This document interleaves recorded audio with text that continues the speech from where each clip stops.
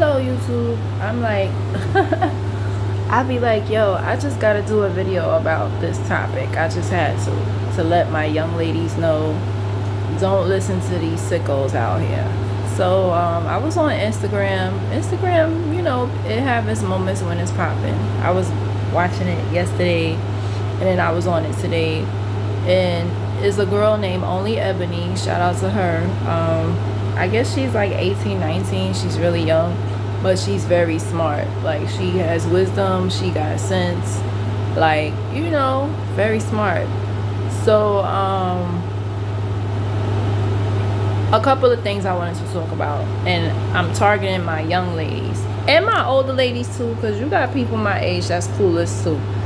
So I'm talking to the young ones and the clueless ones. So boom, one of the scenarios she talked about was her friend's father was a pedophile, basically, and she noticed how he would look at her in a sexual manner. Now, everybody have their little crushes, whatever, but you're not supposed to act on it. Like, I'm not saying that he has a right to have a crush on her, but if he's not really, sometimes if a man is not knowledgeable of the age, then it makes sense. But the reason why this situation is so nasty to me, because this was his daughter's friend. This is somebody that his daughter brought to the house. So automatically, you as a man, control yourself. And I noticed in the comments, people were victim blaming her. One particular person was like, oh, what were you wearing? Were you wearing summer attire? If you wearing inappropriate clothes, first of all, and y'all could comment, like, and subscribe, because I'm curious to know how sick the world really is. What's considered inappropriate clothes? Because one thing I know for myself, a person that's sick in the head, regardless of what you put on, they're gonna be thinking negative. Okay, so what's wrong with wearing shorts? What's wrong with wearing a crop top? And let me tell you something. If a person is a pedophile, they a pedo, or R. Kelly, it doesn't matter what you have on. They see a young girl and they think that it's okay to look at her in a certain, you know, that's nasty. And then the friend responded, oh yeah, he looks at all my friends like that. Why would you as a friend keep bringing your friends over? Like, for the daughter, she just as wrong as he is, because it's like, any normal teenage girl, if you know your father, and that's embarrassing, like, your father, like, nah. If you think that your father is a perv like that, you shouldn't even, like, bring your friends over there, because then it's gonna look like, oh, y'all just all a bunch of freaks. And then the wife, like, she gotta know that her husband's freaky like that. But I wanted to talk about the signs or whatever, and with my own experience, I was like, I have to talk about it, because this is a common problem in the black community specifically. We can't talk about no other culture issues. This is our issue, right? So we victim blame a lot, you know. And one thing that was said on the R. Kelly documentary is, and she was so 100% correct, the lady, she was a victim of abuse, and she actually has like a Me Too movement. That's the name of her company. And yeah, the light on my TV all of a sudden just went down. But what was I saying? So yeah, something that was said on the R. Kelly documentary, one of the ladies, she's in charge of the Me Too movement, and she said, as a black woman growing up, as a black little girl, what do our mothers and everybody say? And sometimes it be the females in the family too, that, you know, like R. Kelly's sister, she molested R. Kelly when he was young. So you gotta watch out for the sisters too, not just the brothers. But yeah, so the young lady that was on R. Kelly's documentary, I don't know her name, but her face is very familiar. Very familiar with the Me Too movement and everything. And she said, we're taught as little girls that if a man is in the house, even if it's our own fathers, that what we have to cover up, we have to wear this, we have to wear that. But they don't tell you what happens if they cross that line. They don't tell you if the adult is in the wrong, right? They always say, and even like I said, it's female family members as well. No one says, and then when you do say something, they put the blame on you. They either say, oh, don't say that about that person, you're lying, or that's why, like, for me, you have to have the Holy Spirit. You have to have a relationship with God, because if you don't, your childhood trauma could really overtake you. But that's a whole nother topic for a whole nother day. But I wanted to discuss with my young girls, never feel like it's your fault. Now, this girl said her story on Instagram. She does like little short stories on TikTok, and then I guess she brought it onto Instagram. But she eventually stopped going over to the house. Like, she was smart, because God forbid he could have raped her, you know. And the only thing that would have happened is the friend would have denied it. The people would have blamed her, like, oh, well, if you knew he felt that way, why you kept coming over there?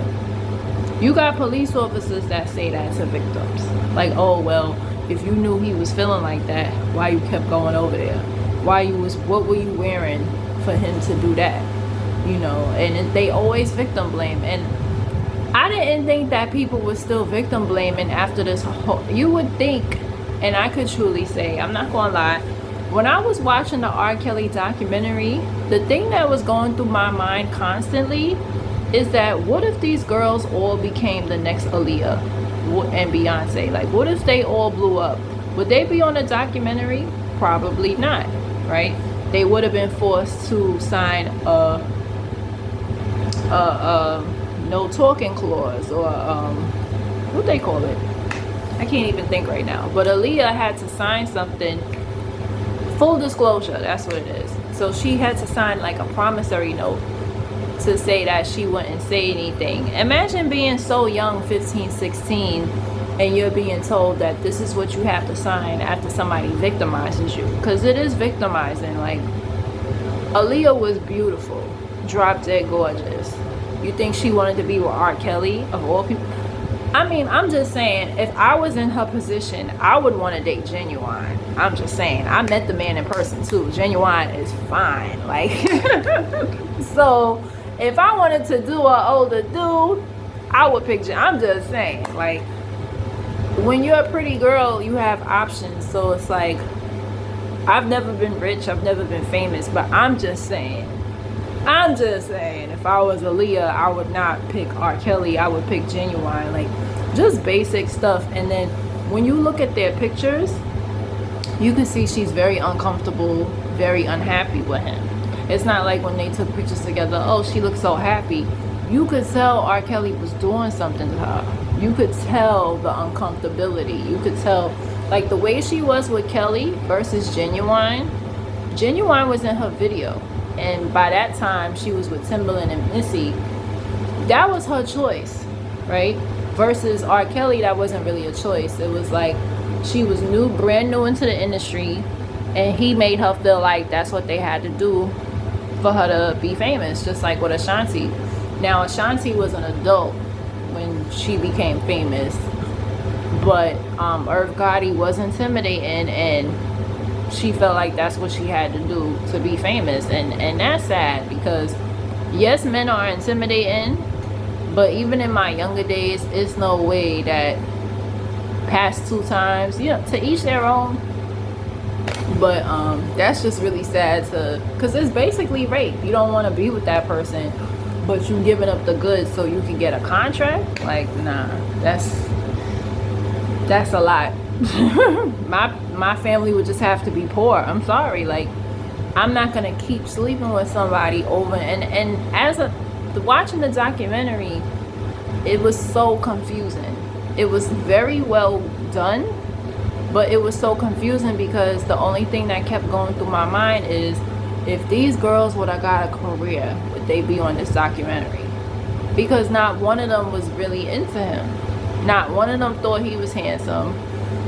And because, you know, us us women, when we like a guy, we like, oh, he's so cute and he made me feel good. And the only one that sounded like she was into him was his wife.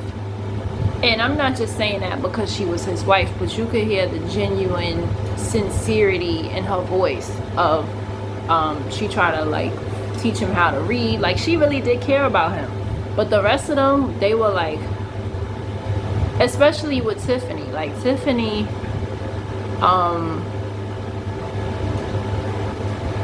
she was jealous of Aaliyah.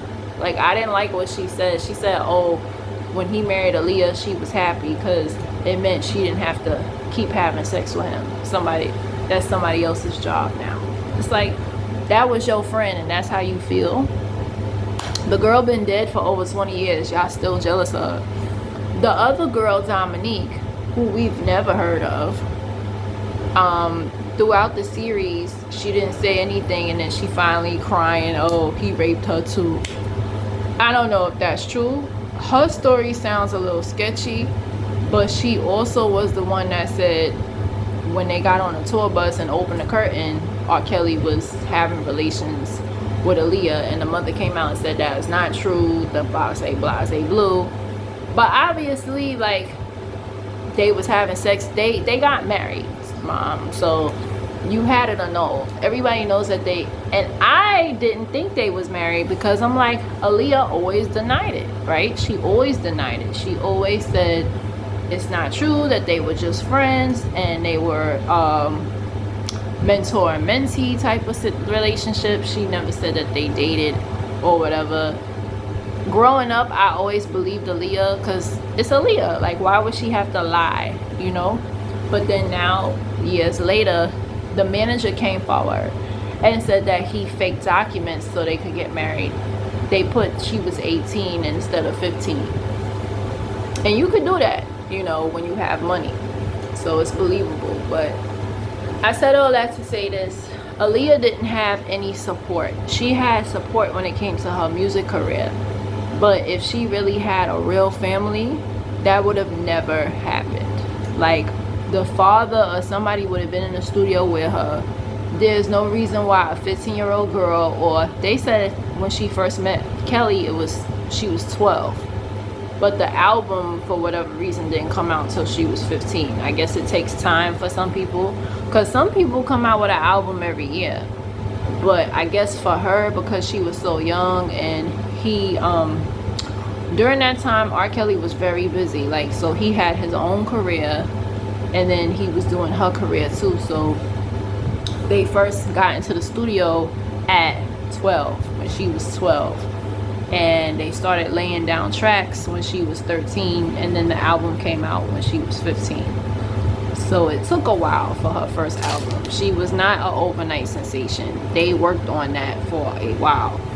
So the uncle put her on, you know, whatever, and stuff like that. And I do believe that Aaliyah was never in love, that was all you know, he got her pregnant. And it makes perfect sense. Like, he got her pregnant. Of course, she got the abortion. And he married her not out of love, but he married her so she couldn't testify against him. And that just shows that he never really loved anybody. It was just sex for him. And I think that's the biggest thing. Like, that's the saddest thing. Like, everything was just sex. Everybody was just an object to him. Even his own wife, he treated her like a slave. He didn't treat her like a person. He treated every single victim. Everybody had one thing in common, that he was a monster. That he didn't, not one person came forward to say, oh, he was nice to me. Not one person. But I said all that to say this. There's a lot of R. Kellys out there. Girls, if you feel uncomfortable of any, I don't care if it's your friend's father, I don't care if it's your father, I don't care if it's your uncle, I don't care if it's your mother, I don't care if it's your aunt. If you feel any type of uncomfortability, you are not wrong, right?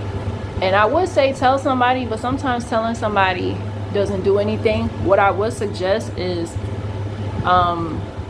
make sure you let that person know that you're not comfortable with whatever activity they're trying to do with you. I think that's better. I think sometimes you need to put the pause on them and then call the police. Telling another adult that's in the family or someone that's not a mandatory reporter, they're not going to care. They're not. And I'm saying this from my own knowledge. They're not going to care, and they're going to put the blame on you. They're going to say it's your fault. Not even your fault, but they're going to say, oh, that person loves you. They're going to say, oh, don't say that, especially if it's a person that looks up to this individual. The person could be trash, scum to the earth. But if it's a person, a family member that likes that person for whatever strange reason, they trying to get, especially if it's a person that don't know you, or even if they know you, but they're so in love with that person for whatever strange reason. And even if that person treats them like shit, if they have any love for that person, they're not going to take your side, because it's hard to explain. So it's like, when you're a child and somebody's doing something to you and you tell the adult that's closest to them, whether, like, let's say if that's their cousin or that's their spouse or whatever, that person that's in love with them, that looks up to them, they're not going to protect you, because in their head, they're not going to go against them, because that means that they're going to lose them, if that makes sense. So they probably might believe you, but because they're so in love with that person, they want that person's acceptance, they're not going to listen to what you're saying, because they're afraid of losing that person. Yeah, so yeah, sometimes it doesn't help to, they say, oh, tell an adult. Don't just tell any adult, because I'm going to tell you right now, a lot of adults don't care. They don't. And I know, because I'm an adult and I work with other adults. And when the R. Kelly documentary first came out, I kid you not, I work in a public school system with children, right? So everybody who works, that I've worked with, whether they be a para teacher or even if you were cooking in the kitchen, you would think that those people care about kids. And I've learned in my little 8 years, that a lot of people do not care about kids. A lot of people do not care about people. We live in a very evil society. And so when the R. Kelly thing came out, I'll never forget, the break room conversations were so disturbing to me, from women saying that it was the victim's fault. Like, oh, where were the parents? It was the parents' fault. Saying that, oh, well, they knew that they wanted his beefcake, and they know that they wanted him. First of all, none of them wanted him. Like, none of them wanted him. None of them. Even the wife, she wanted him, but it wasn't like a physical attraction. And even Tiffany said it, the first victim, she was like, she was not attracted to him. Lisa Van Allen said she was not, she wasn't attracted to him, but he's very intimidating. Lisa Van Allen now, she was 17. And another thing about R. Kelly, he was very calculated. He asked all of them, would your parents say it's okay to come with me or whatever? And all of those girls were very rebellious. Like, none of them was on the honor roll or merit roll. None of them was going to church. Not saying that if you don't go to church, you're a bad kid. But none of them had structure in their life. And that's why he was able to get to them, unfortunately. But if somebody don't have structure in their life, is it their fault? That's not their fault that they didn't have caring parents. That's not necessarily the parents. It's not like the parents came to his doorstep and said, oh, can you please have sex with my daughter? Can you please rape my daughter? That's not what happened. Okay, so when people victim blame and they want to blame the parents, like, no.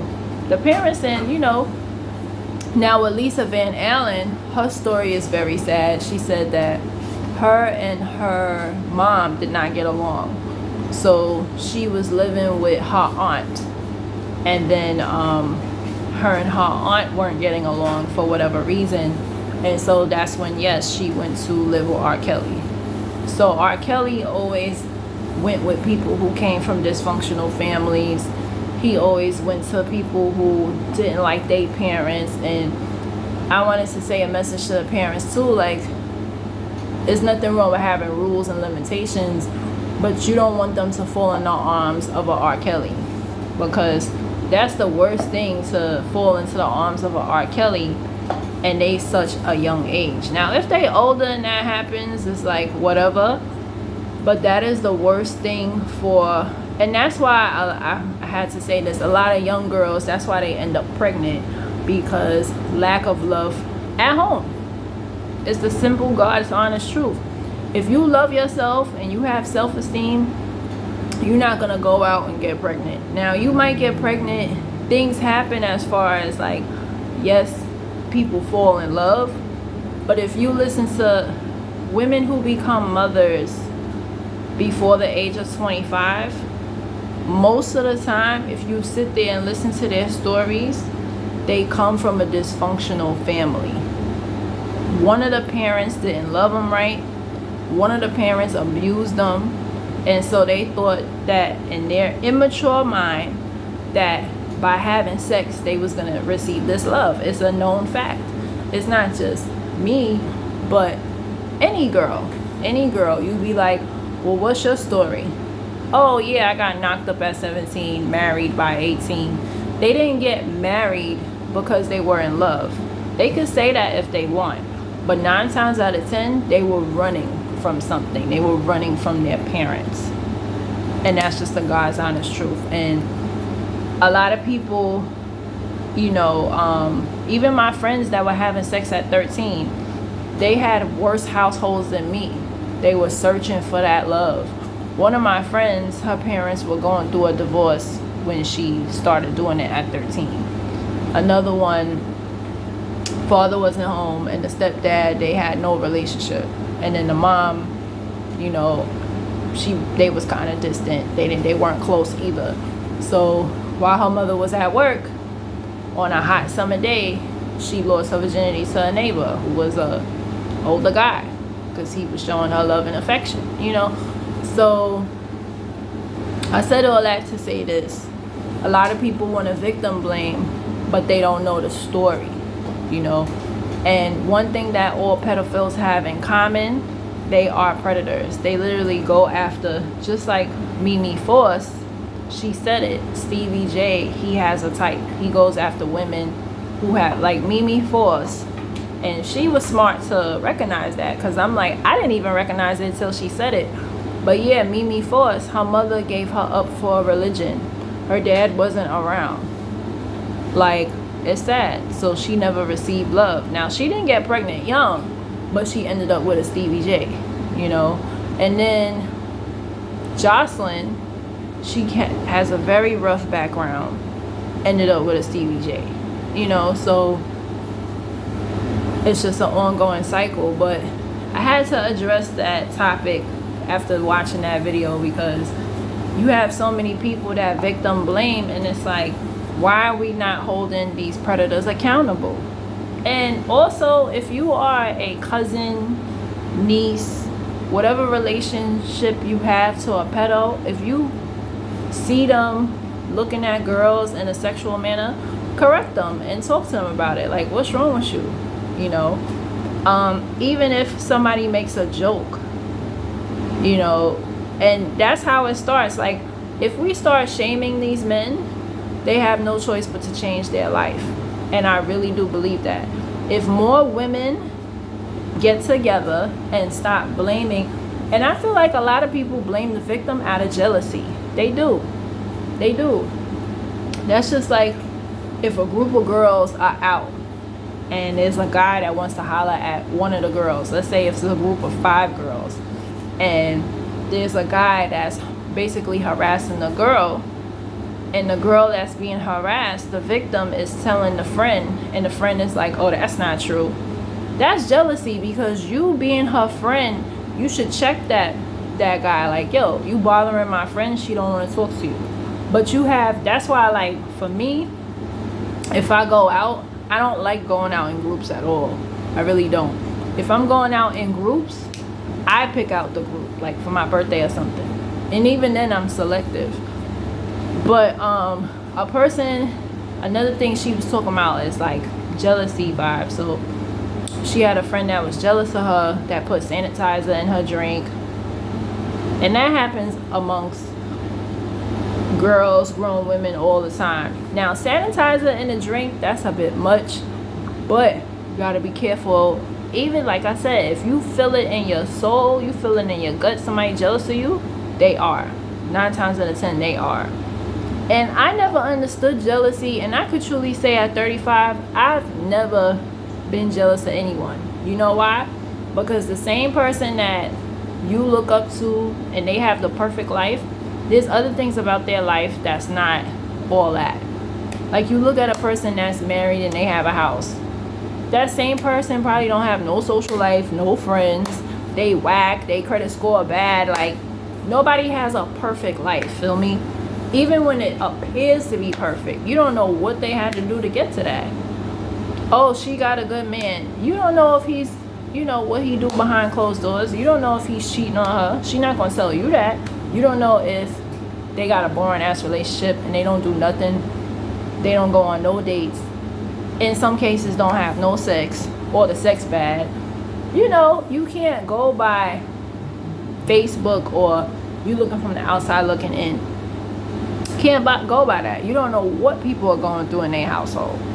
You have no clue. None. You know, unless if they tell you. And then when they tell you, it's like, oh my God. You know, like, I remember I had a coworker and she got married and she didn't have any children. So I wasn't jealous of her, but I was like, oh, that's the life that a lot of people prefer to have, you know. But then within a few months, he started beating on her and her sister. Now she's with a better man now and she has children and stuff like that. But I'm sure a lot of people was jealous of her, like, wow, she's married with no kids. That's like the fairy tale, right? That's like the Cinderella story, married with no kids. But within a few months, he started beating on her, you know. So you don't know what people going through. You don't know what people have to endure behind closed doors, you know. So or somebody could have a good guy, but they not even attracted to their own man. You got a lot of that going on. I personally cannot do it. I cannot be with somebody I'm not attracted to. I'd rather be with a man that I'm attracted to and he might have his flaws, versus a man that's good but he boring and I'm not attracted to him. Like, that's how I see it. I don't know, to each their own. But yeah, if you see something, say something. If you feel something, do something. And those are my things. What do I mean by that? If you feel that somebody jealous of you, they are. So if you feel something, if you see something, meaning if you see somebody looking at you in a sexual way, ladies, especially 18, 19, 20 years old, even if you as young as 15, if you go to your friend's house and the uncle, father looking at you in a sexual manner, please remove yourself from the situation. Because if something go down, they're going to blame you. I'm telling you, they're going to blame you. Nobody's going to believe you. Nobody's going to take your side. Remove yourself from the situation. And with this girl, I had to send her a message like, I am so proud of you. She removed herself from the situation. She told her friend straight up, like, yo, I'm not coming to your house no more. Your father told me to my face that XYZ, because he was bold. He told her to her face how he felt. Nasty. He nasty. I don't care if the girl was butt naked. You as a grown 50-year-old man, that's disgusting. That's disgusting. And you have men that age, my age, that make little comments. That's why I said it's up to us as women. We have to address it. If a man says something inappropriate about somebody's daughter or anything, you're supposed to address it. Just like one of my homeboys, he told me this story and I was so proud of him. He was like how they all was chilling at his house and they was talking about date rape. And so he checked them. He was like, yo, da da da da. And I was like, yo, I'm so happy. Now some people might say, oh, he's just trying to impress you. No, I know him in real life, known him since 7th grade. And yeah, he was like, that ain't cool. Like, they were all drinking and stuff, but he was sober enough to be like, you did what? That ain't cool, bro. That's rape. If she don't know what's going on, bro, that's rape. And I think if more men stood up like him and checked other men, you wouldn't have all of this pedophilia and rape and stuff going on. You wouldn't have it, because people will start to feel ashamed. Like, oh, I'm 35. It's not, you're 35. It's not okay for you to be having sex with a 17-year-old. That's not cool, bro. Like, that's nasty. Or you on a date with a female, and you see that she's getting drunk. You can see she's getting drunk. So you keep offering her drinks so you can get her home to take advantage. That's rape. And a lot of people don't think it's rape. They victim blame, like, oh, she knew what she was doing, she's grown. No, it's rape. You know, like, people are really sick in the head, and it's not until you sit and talk to them that you really find out. And it's like, it's very common. Churchmen, men of the cloth, blue collar workers. Like, it's not even just certain type of men. It's men from all different walks of life that see women as objects. And if other men check them, that wouldn't happen. If women check men too, that wouldn't happen. If your daughter's coming to you and saying XYZ, XYZ. I remember, I have a vivid memory of when I was in 4th grade. Back in the day, we had to carry textbooks. Y'all don't know nothing about that, but we had to carry textbooks. And as a result, I had a little curve in my spine, but thankfully it corrected itself. But at one point, we went to the spine doctor, and he was talking about I needed a brace. This old white man, he had to be like 90 years old. He was saying provocative, really mean stuff to me, like calling me out my name. Mind you, I'm in the 4th grade, and my mother's just sitting there, and she did nothing. And I remember telling my father, and I didn't go there no more. I was smart enough to tell my father or whatever, but I said that to say this. My mother didn't protect me. She didn't tell the doctor, yo, stop calling my daughter out her name. How am I a certain type of female, and I'm in the 4th grade? You're telling me to bend over, and after I bent over and he's examining me, he called me out my name. And my mother's sitting there and didn't say anything. She didn't correct him. She didn't say, why are you calling my daughter that? And I remember it because it's like, that's something you just can't forget. There's a lot of other instances, but I can imagine, and I have friends who've been through 10 times worse, and they don't forget either. But the one thing they do constantly remember is that their parent or parents did not protect them. They told them stuff and no one did anything about it. And that's why the cycle goes on. That's why it keeps going on. That's why things keep revolving, because nobody want to stand up and do the right thing. That a man could call you out your name and you didn't do anything, and it's okay. It's just accepted.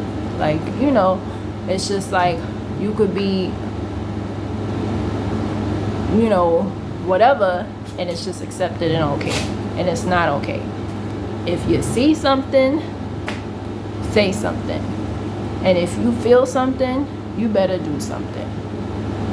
And those are my thoughts.